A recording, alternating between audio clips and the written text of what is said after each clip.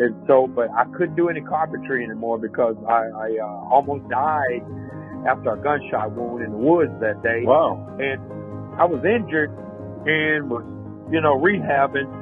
I said, I got to do something. So I came up with this idea, man, with my left hand in my mouth, But when adversity hit hard, it was time to do something different. Welcome to Beating the Odds, the podcast about successful minority businesses that will inspire, educate, and inform you. Your host is Mike Dewey, entrepreneur and founder of Hidden Star, a 501c3 nonprofit that has helped hundreds of minority entrepreneurs start and grow their businesses. Discover and celebrate minority business success with Beating the Odds.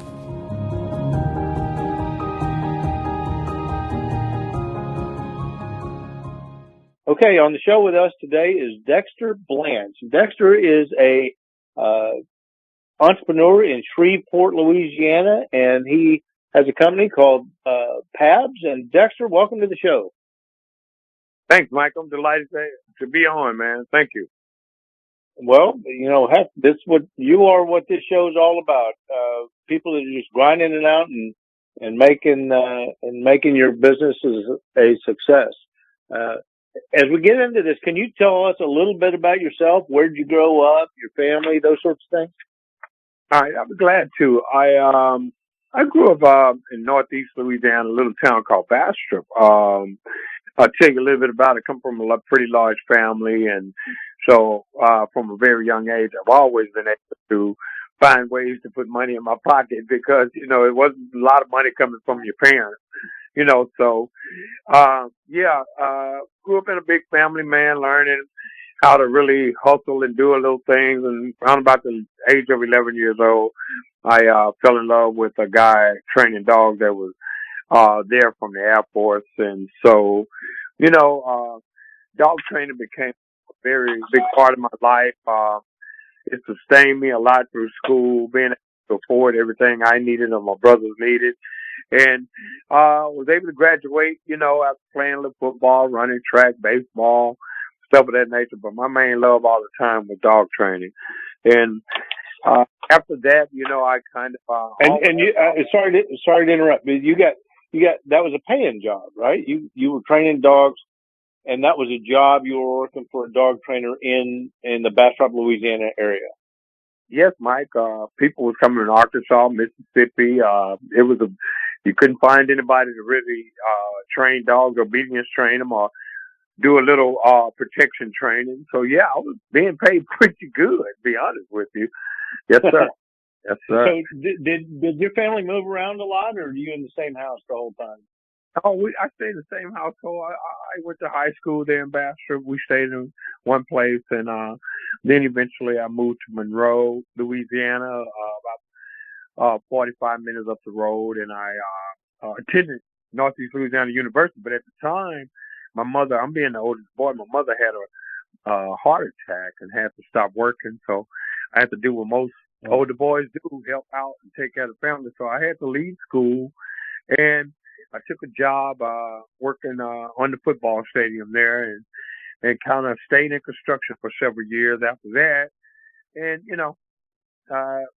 things happen, and that's kind of the journey of my formal schooling. But I kept learning and kept perfecting my trade in dog training once I moved to Los Angeles.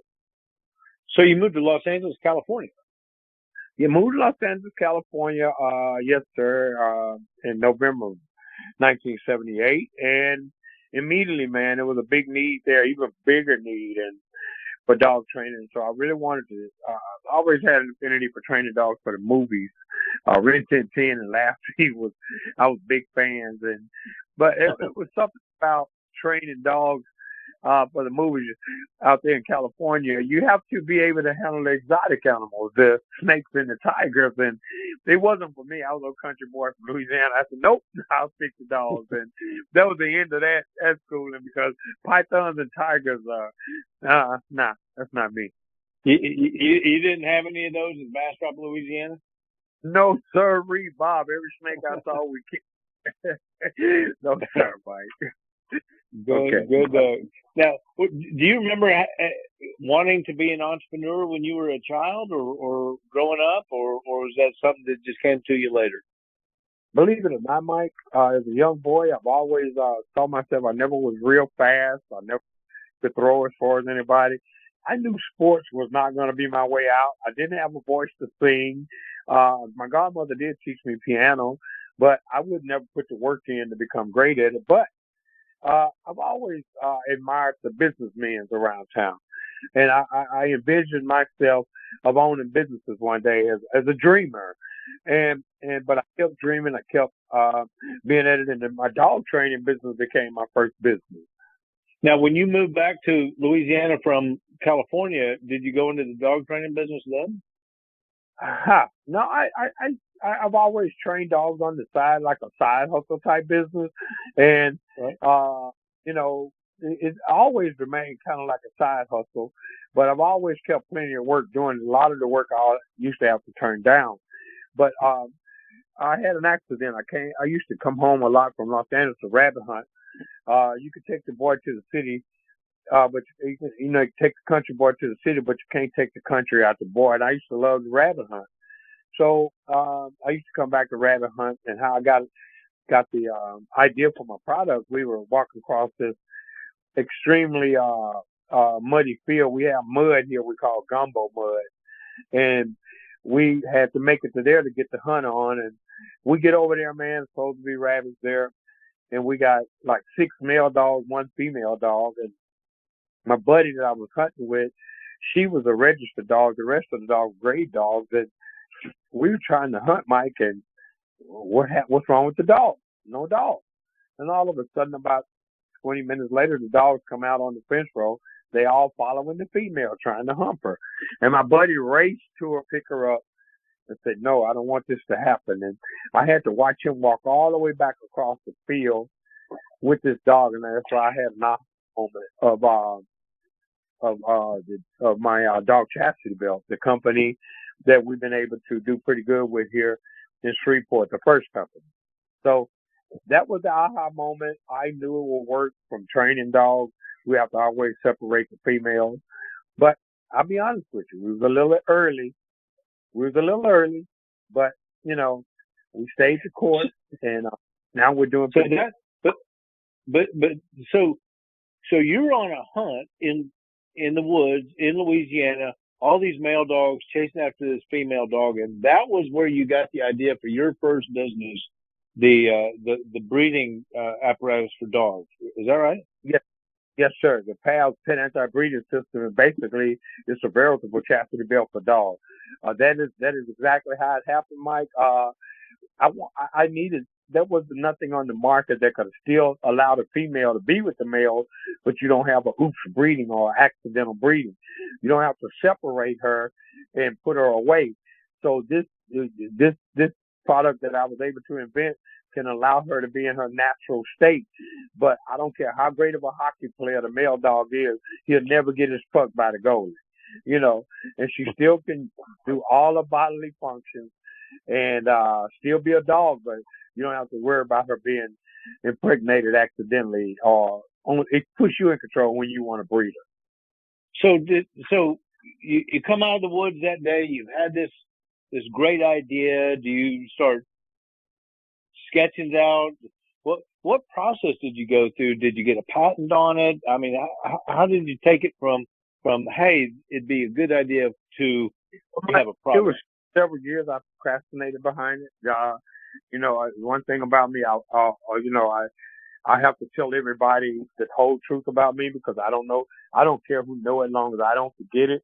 I was living in Los Angeles, a young man. I was wild and kind of got caught up in the lifestyle, and you procrastinate about things, but you have these great ideas and you're just procrastinating. You're not doing it on purpose, but you can't get anything done with a bunch of distractions. That's what I've learned. So it really happened after I came back home to live, Mike. I really came back home to live. I wanted to get away from Los Angeles and slow myself down a little bit and get away from the alcohol, the lifestyle, the drugs. And I checked into a program, Alcoholic Anonymous, 20 years ago, right at 20 years ago, and got myself together. In 14 months clean and sober, I wanted to go rabbit hunting. You know, like guys love fishing or golfing or bowling. Rabbit hunting was my thing, you know, and I had an accident. I got, one of my dogs got on the gun, and shot me in the arm. At that time, I was a pretty good carpenter. I used to love my craft. Uh, and so, but I couldn't do any carpentry anymore because I almost died after a gunshot wound in the woods that day. Wow. And so I lost about 9 pints of blood. I was still able to save my arm. And so while I was injured and was, you know, rehabbing, I said, I got to do something because I've always made money, like money. And I know money, you know, was a way to take care of yourself. So I came up with this idea, man, with my left hand in my mouth. I got shot in my dominant right hand, and I cut orange bag out. It was during the holidays, and when you're getting oranges a lot, and I went to a taxidermy and got a coyote statue and fixed it up, all with my left hand in my mouth, and I said, that's it. And this was an idea that was in the making, man, 10 years before it came to market because I was procrastinating, you know.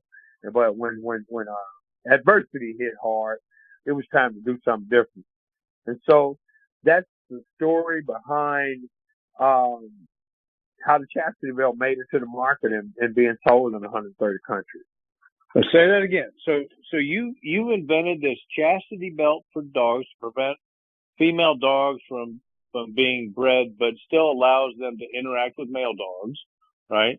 And so you procrastinated, and then you sketched out, you came up with a product idea, and it's now being sold in 130 countries.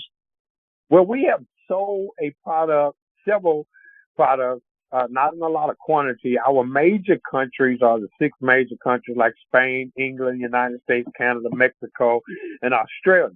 Now they are very consistent, but we have been able to reach out to other countries, to pet parents in countries of 130 countries. Yeah, it's amazing that this piece of string on a dog butt being found, and somebody wants something like that, and it works, man. It actually works. The first prototype I had, I showed a guy called Nathan Weinergrad. He's out of San Francisco that do the no-kill animal shelters, and he turned around to me and said, I can sell 40,000 tomorrow. Are you ready? I said, no, I'm not ready. So I found out that one of the general managers for PetSmart were, and he blew my mind and basically said, if you got 4 sizes, can you produce 20,000? And plus I need a 20,000 backup. I said, I'm not ready. So that's when I knew I had something, Mike. But that's when I sat down and really had to start looking for ways to find money to get this to the market. Did you get it? Is there a patent on it? Is it, do you have intellectual property? How, you know, so you've been a carpenter, you've been a dog trainer, you probably didn't sneak in law school to learn how to do patent law. Who did you seek out? I mean, how did you go about protecting your invention? Well, Mike, I didn't have a lot of help here in Northeast Louisiana. People was not doing the thing. Remember, I left Los Angeles where you had all kinds of support systems to help you do something like this. So I came here, and Mike, I love to read. So I started grabbing every book from product idea to product success, and just reading a lot of books. And I found a guy here that was a patent agent. His dad was a patent attorney. And this guy kind of like gave me a great discount and filed the patent for me. So, and we received the patent. And wow, that was amazing for a guy to get something in the mail so your name would never be removed from the law library or Congress forever, ever, and ever. Now, that was a big achievement for me, to receive a patent from an idea I had and was able to stop doing foolish things in life and really make something happen. So, we have a patent on it, you know, and that patent has generated more patents. So yeah, we are Right. rolling, man. That is awesome. So you've now got this one product. You're selling it online. You're in 130 countries. You're in stores. Just a great success story. We are a business to customer profile company, and we had to pivot along the way because what major retailers like is something like the toothpaste, the cell phone, or vitamins, or something people take every day. My product, the dog Chastity, is seasonal, you know. So if you can't do one turn a week, don't look for the Petco and the PetSmart and the Walmart, okay? Right. Or of the Walgreens. So, and there are times that we have a couple of months out the year that dogs are not in season. So we have pivoted along the way. We made some changes, and we're direct to consumer type deal. Our biggest sales come through Amazon. That monster move a lot of product for us. So people from all over buy them. So I just want to correct that we tried to big box thing, and the product don't move as much because we just didn't have enough money. And I can step back a little bit, Mike. Spay and neuter Bob Barker. Spay and neuter your pet. Spay and neuter your pet.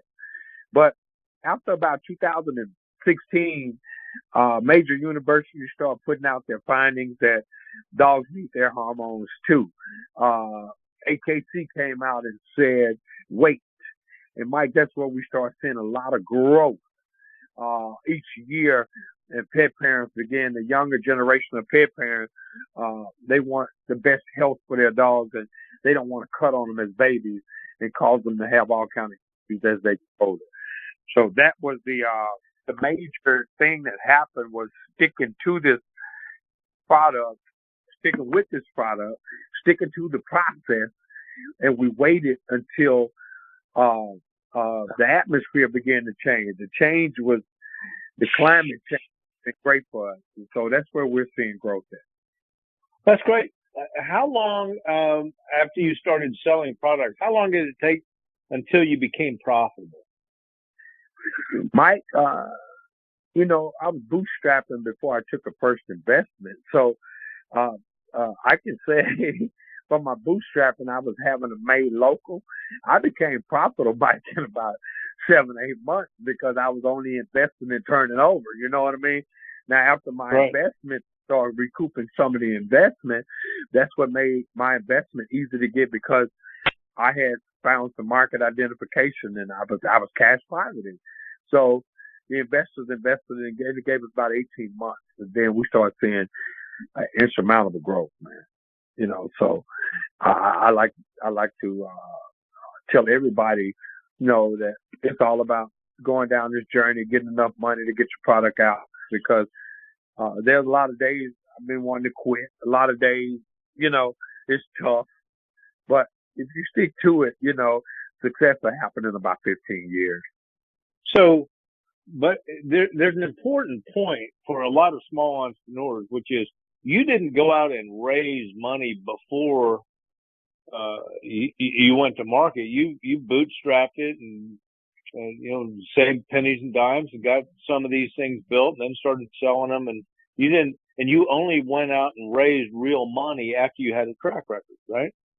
Of course, Mike. After I had my injury, I was laid off from my job, but the doctor cleared me to go back and do light duty. And the superintendent didn't want to hire me, so I had to fight him for my unemployment. And it took several weeks of eating beans out of a can and ramen noodles or whatever. But I finally got a decent lump sum of money because I won the case. And that's where I started buying material and was using local seamstress to sew them for me. And then, Mike, I built a website on WooCommerce, and my first sale went to South Africa, and my second sale went to New York. And so as we got to growing, and I could able to start seeing the progress. Yeah, you have to prove your concept first. Everybody has a lot of great ideas, but can you prove the concept?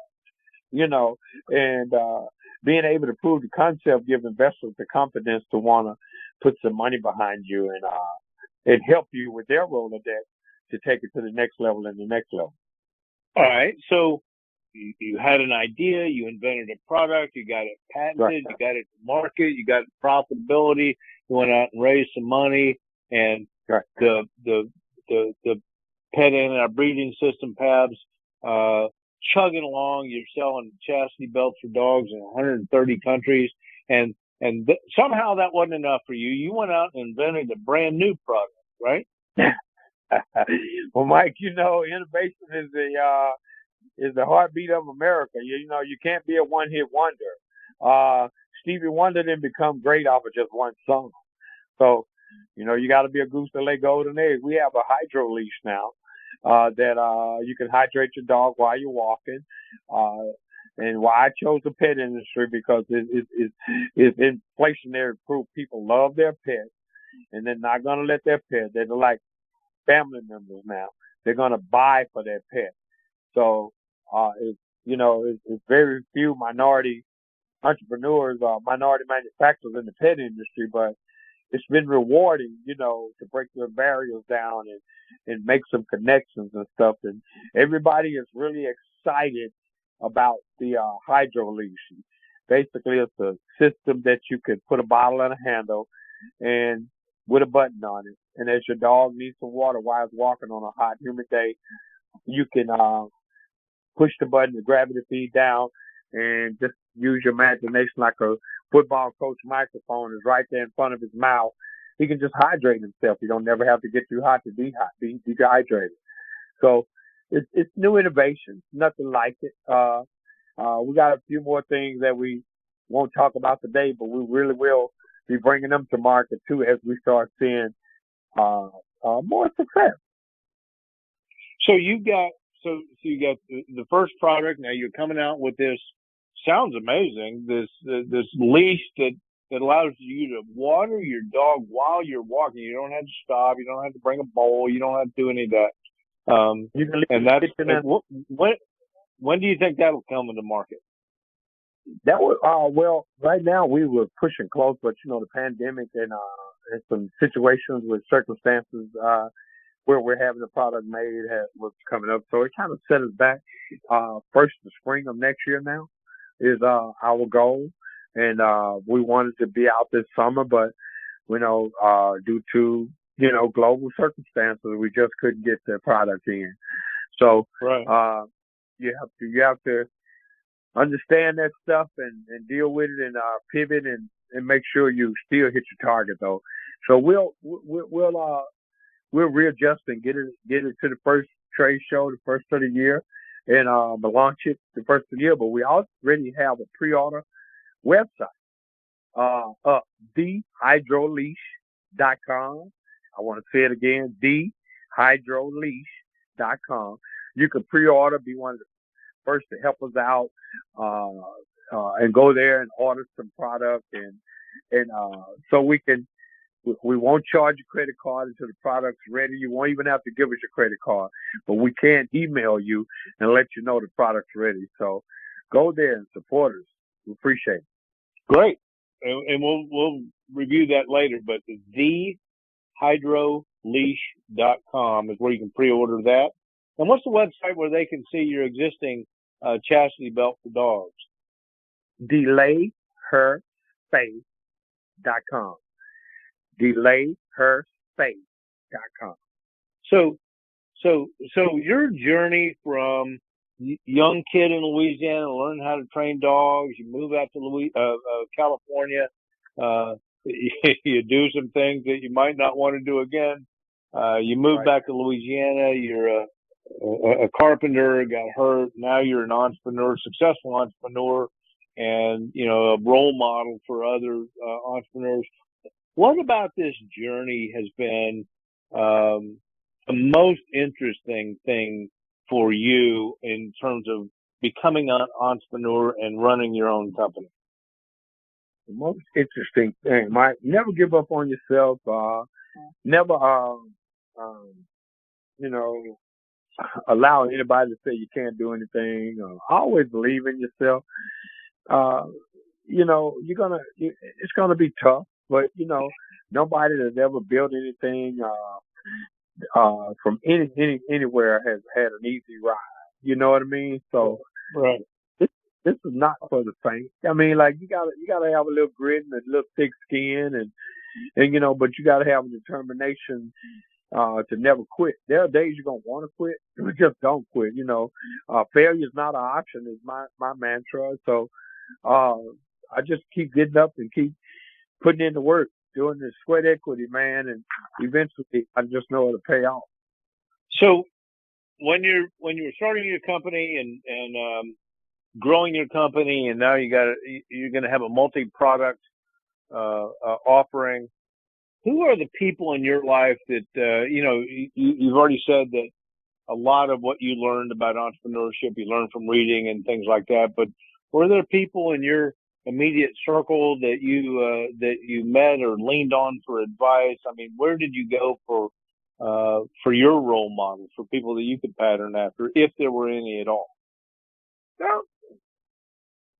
My platforms that you offer, man, places like that, Hidden Star was one of them, So you gotta get out there and search like a dog with a buried bone and find places like an organization that you're a part of and to get help. So that, the support systems are out there, and you just have to use the support systems to help you understand what you're doing and get a clear direction of where you want to go.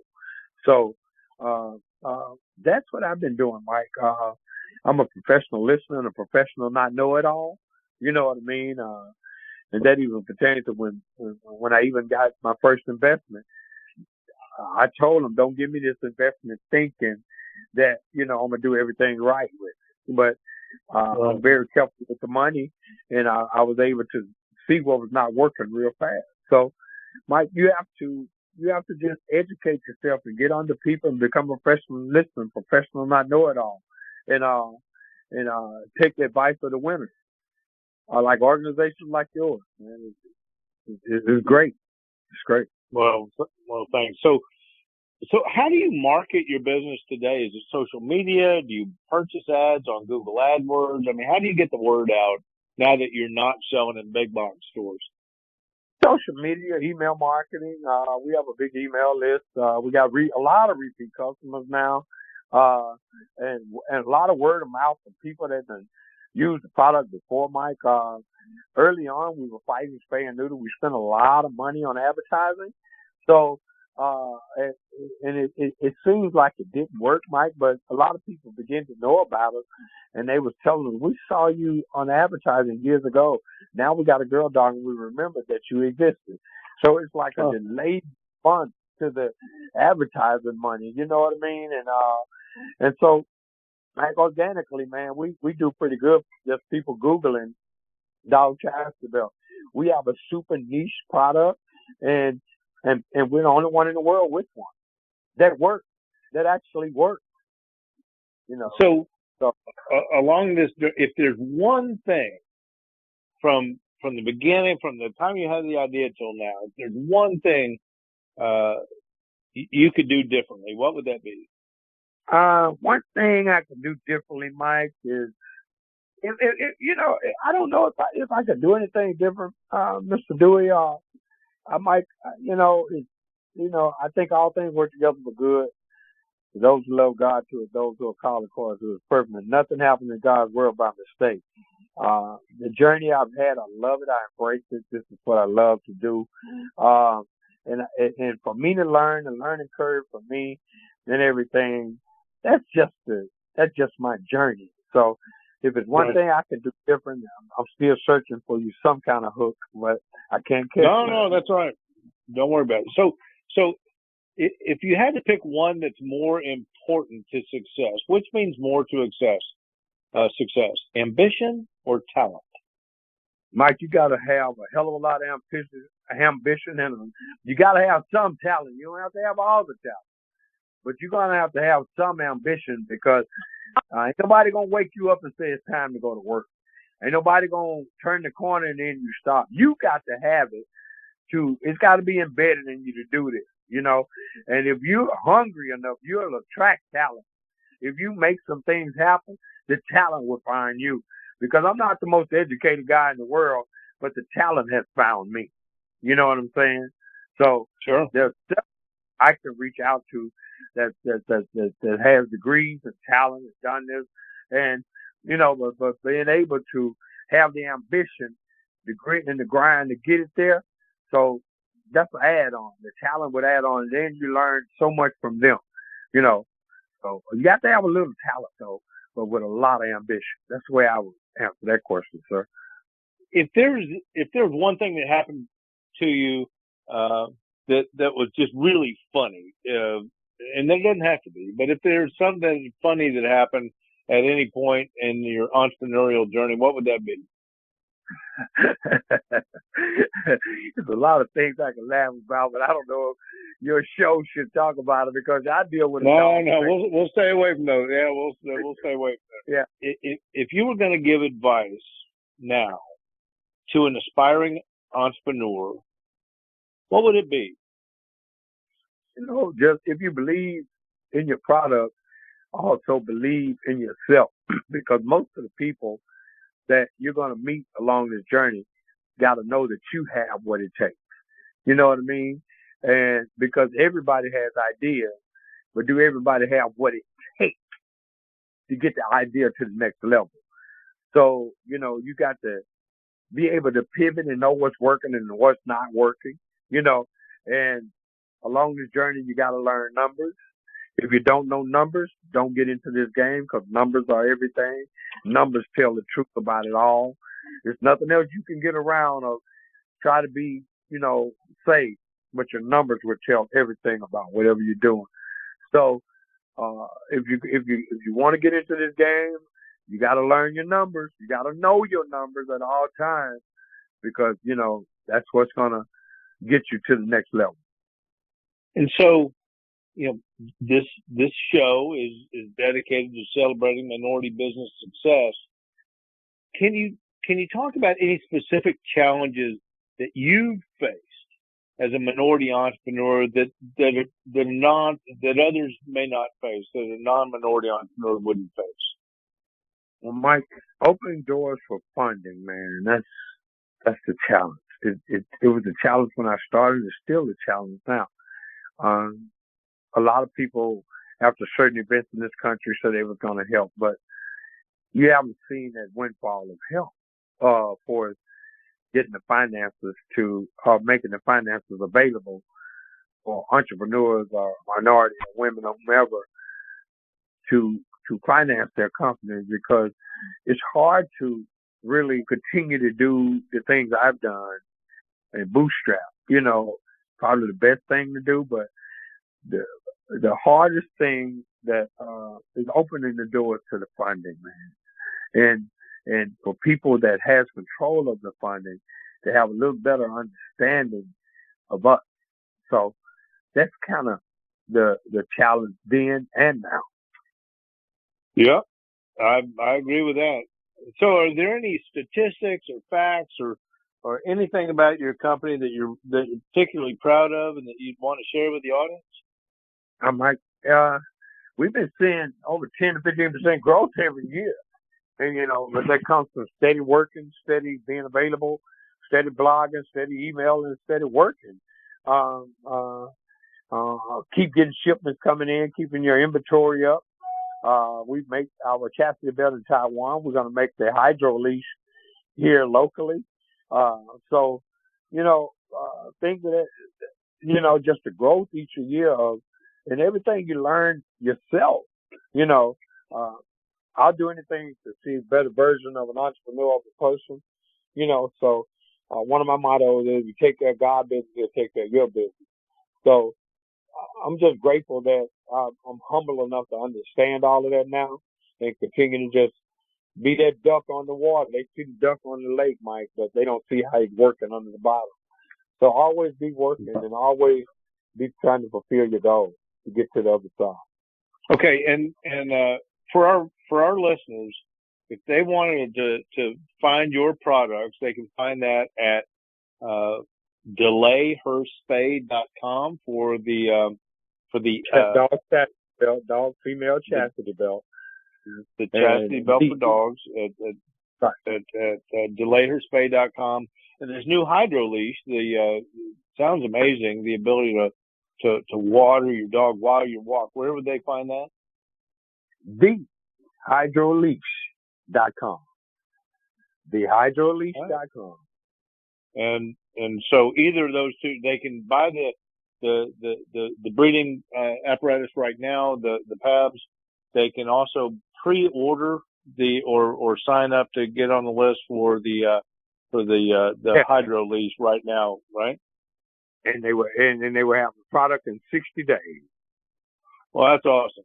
Well, Dexter, stories like yours are what keep this show going, and you're an inspiration to a bunch of new entrepreneurs. So thank you very much for your time, and thank you for being on our show. Thank you, Mike. It was a pleasure. Thank you, sir.